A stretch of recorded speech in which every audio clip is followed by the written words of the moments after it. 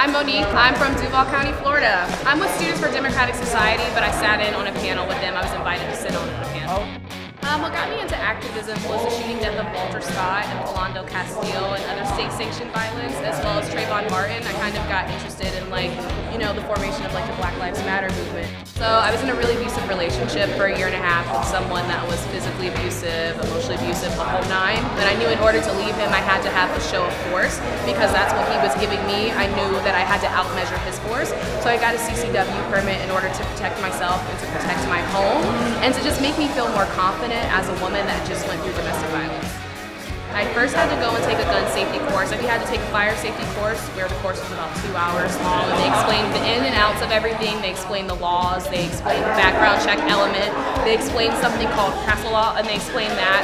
And pretty much did a background check, went up to the CCW office, which was thankfully down the street from my home, passed the background check, and it took them about 8 weeks, which I heard is less time than normal, and I got my CCW permit in the mail. So before I got my CCW, I knew that it was really important for me to go and do some range training.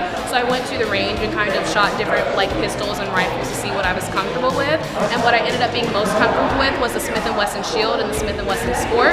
I do have a Taurus, but it kind of has too much recoil for me. So I definitely did go to the range a few times just to be sure that I could be able to handle a gun safely. And my now husband actually took me and got me involved with that.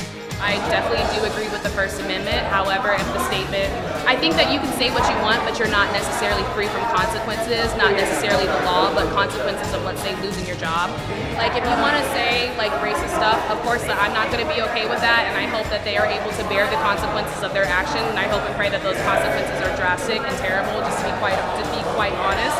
As far as the Second Amendment right, I think that is a really good thing that we have in this country, especially for women like me that have been victims of domestic violence. The fact that I can protect myself from my abuser that stalked me for months and months and months makes me feel good. It makes me feel safe.